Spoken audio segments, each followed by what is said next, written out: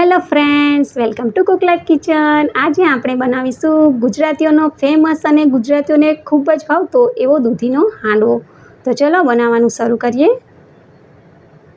અત્યારે મેં આ પ્રીમિક્સ લીધેલું છે, તો આજે આપણે પ્રીમિક્સમાંથી જ હાંડવો બનાવવાના છીએ. તો આ પ્રીમિક્સ મારે 2 મહિનાનું છે, તો તમને હું બતાવી દઉં કે તે કેવું છે.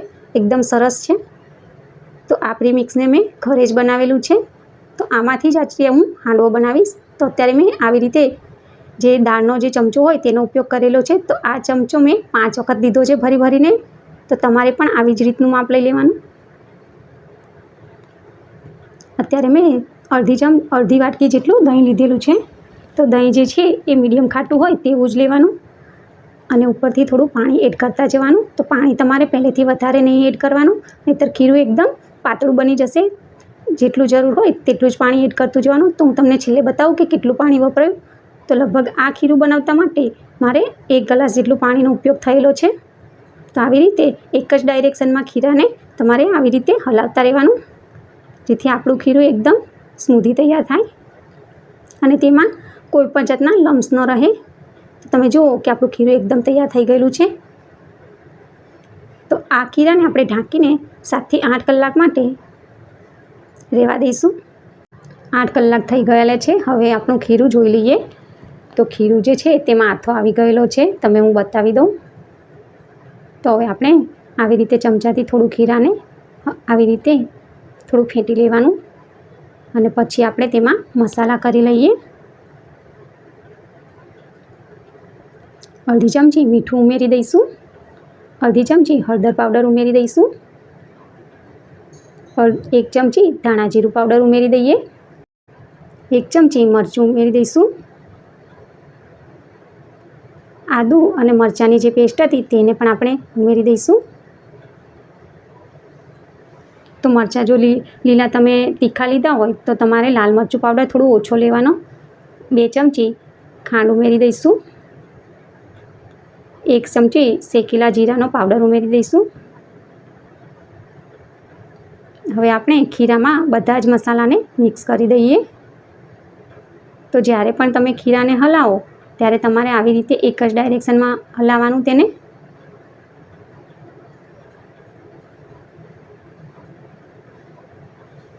બધા જ મસાલા આપણા મિક્સ થઈ ગયેલા છે, તમે જોઈ શકો છો. આ ખીરામાં તમે વરિયાળી પણ ઉમેરી શકો છો. વરિયાળીનો ટેસ્ટ હાંડવામાં ખૂબ જ સરસ આવે છે. તો અત્યારે મેં 200 ગ્રામ જેટલી દૂધી લીધેલી છે. તો દૂધીને પણ આપણે આવી રીતે છાલ ઉતારી લેવાની. તો દૂધી જે છે એ તમારે વધારે દિવસની હોય તેવી નહીં લેવાની, જે તાજી હોય તેવી જ યુઝ કરવાની. તો તેનો ટેસ્ટ વધારે સરસ આવે છે. તો હવે આપણે આવી રીતે ખમણીની મદદથી દૂધીને ખમણી લઈશું. તો દૂધીનો ખમણ તમારે ત્યારે જ કરવાનું જ્યારે તમારે મસાલા એડ થઈ ગયેલા હોય ખીરાની અંદર. જો તમે પહેલેથી દૂધીને કોઈ ડીશમાં ખમણીને રાખશો તો એ કાળી પડી જશે અને તેમાંથી રસ છૂટો પડી જશે. તો આવી રીતે ડાયરેક્ટ જ ખીરામાં આવી રીતે દૂધીને ખમણી લેવાની. તો આવી રીતે થોડું રહી ગયું છે એને આપણે સાઈડમાં મૂકી દેવાનું અને જે ખમણીમાં જે પણ દૂધી ચોટેલી છે તેને આપણે ખીરામાં ઉમેરી દઈશું.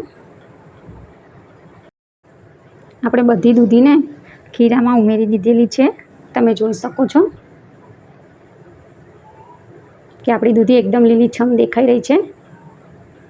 હવે આપણે હલકા હાથે મિક્સ કરી લઈશું ખીરામાં દૂધીને.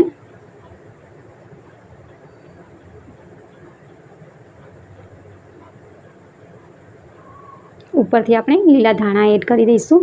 તો લીલા ધાણા થોડા વધારે એડ કરવાના, કારણ કે દૂધી અને ધાણાનો ટેસ્ટ ખૂબ જ સરસ આવે છે.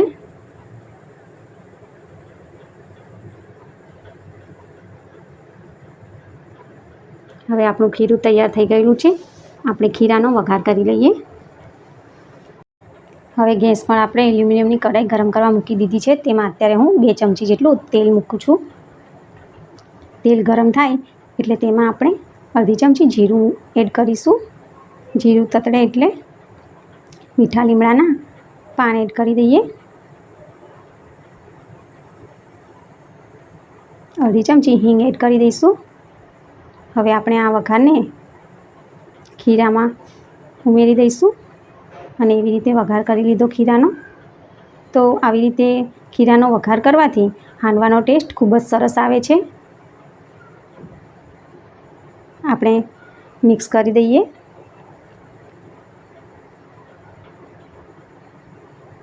ફરીથી આપણે એ જ કઢાઈની અંદર 2 ચમચી જેટલું તેલ ઉમેરી દઈશું.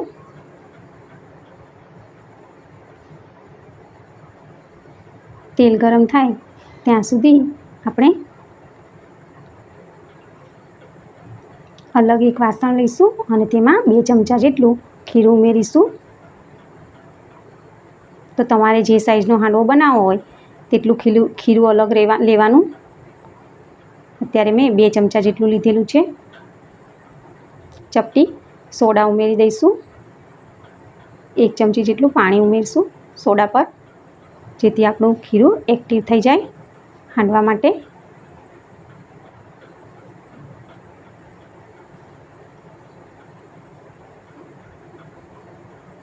તો તેલ આપણું ગરમ થઈ ગયું છે. તેમાં આપણે થોડી રાઈ ઉમેરી દઈશું. રાઈ તતડે એટલે થોડું જીરું ઉમેરી દઈશું.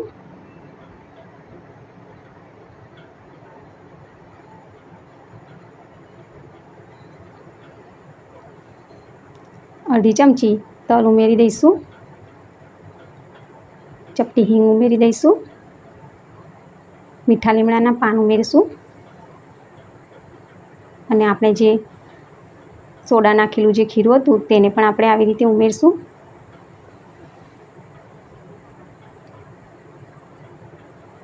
ચમચાથી થોડું ફેલાવી લેવાનું. આ હાંડવાને થતાં ફક્ત 5 જ મિનિટ લાગશે. તો હવે આપણે થાળીને આવી રીતે ઊંધી મૂકીને 5 મિનિટ આને થવા દઈશું. તો 5 મિનિટ થઈ ગઈ છે. હવે હું તમને બતાવી દઉં કે આપણો હાંડવો ચડીને તૈયાર થયો છે નીચેની તરફથી, અને જરાય પણ કઢાઈમાં ચોંટ્યો નથી. તો આ રીતે અલગથી એક પ્લેટમાં આવી રીતે પલટાવવા માટે કાઢવાનો અને આવી રીતે સરળતાથી પલટાવી દેવાનો. ફરીથી આપણે હાંડવાને નીચેની તરફ ચડવા માટે મૂકી દઈશું અને તેને એ બાજુ પણ આપણે તેને ક્રિસ્પી બનાવી લઈશું. ફરીથી આપણે 5 મિનિટ માટે હાંડવાને ચડવા દઈશું. તો 5 મિનિટ થઈ ગઈ છે. હું તમને બતાવી દઉં કે આપણો હાંડવો બંને બાજુથી ચડી ગયો છે અને એકદમ ક્રિસ્પી બની ગયેલો છે. તો આવી રીતે પ્લેટમાં હું કાઢીને તમને બતાવી દઉં. તો તમે જુઓ કે આપણો હાંડવો બંને બાજુથી એકદમ ક્રિસ્પી બન્યો છે. હવે આપણે સર્વિંગ પ્લેટમાં કાઢી લઈએ. તો આપણો દૂધીનો હાંડવો તૈયાર છે. અત્યારે હું તેને ટોમેટો કેચઅપ સાથે સર્વ કરું છું. આજની મારી રેસીપી તમને કેવી લાગી? જો સારી લાગી હોય તો વિડીયોને લાઇક કરજો, શેર કરજો અને આવી જ નવી રેસીપી જોવા માટે મારી ચેનલને સબસ્ક્રાઈબ કરજો. Thank you for watching. ફરી મળીશું નવી રેસીપી નવા વિડીયો સાથે. ત્યાં સુધી બાય બાય.